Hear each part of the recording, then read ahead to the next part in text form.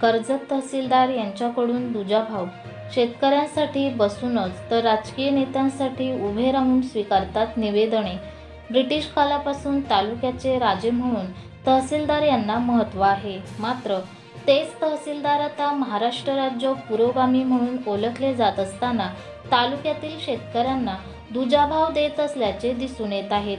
कर्जत तालुक्याचे राजे असलेले तहसीलदार हे शेतकरी सर्वसामान्य लोकांची निवेदनं खुर्चीवर बसूनच स्वीकारतात। मात्र नेते मंडळींची निवेदने त्या नेत्यांना डायसवर बोलावून खुर्चीतून उभे राहून स्वीकारत असल्याचे दिसून येत आहे।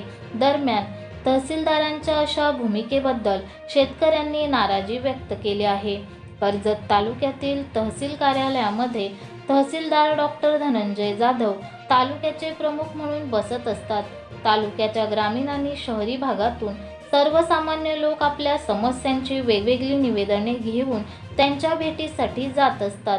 त्यांचे कार्यालय ज्या प्रशासकीय भवनमध्ये आहे तेथे तहसीलदार हे आपल्या दालनात वातानुकूलित हवेत बसलेले असतात।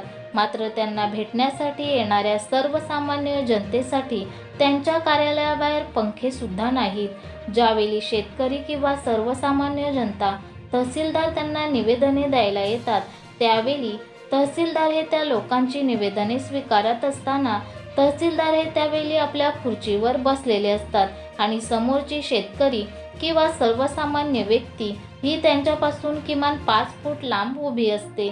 त्यामुळे निवेदन देण्यासाठी देखील निवेदनकर्ते यांना कसरत करावी लागते।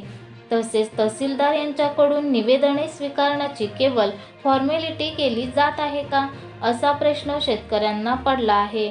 त्याहून वेगळी परिस्थिती कर्जत तहसीलदार यांच्या कार्यालयात दिसून आली। ती म्हणजे तहसीलदार हे राजकीय पक्षांचे नेते निवेदन द्यायला आले की त्या नेत्यांना आपल्या डायसवर बोलवतात, त्यानंतर आपल्या खुर्चीवरून उभे राहतात आणि त्या नेत्यांची निवेदने स्वीकारतात। त्याच कार्यालयात कोणताही राजकीय वरदहस्त नसलेले शेतकरी ज्यावेळी निवेदने घेण्यासाठी जातात त्यावेळेस त्यांना मात्र वेगळ्या प्रकारची वागणूक दिली जाते। त्यामुळे कर्जत तालुक्यातील सर्वसामान्य जनता व शेतकरी वर्ग तहसीलदार कर्जत यांच्यावर नाराजी व्यक्त करत आहेत।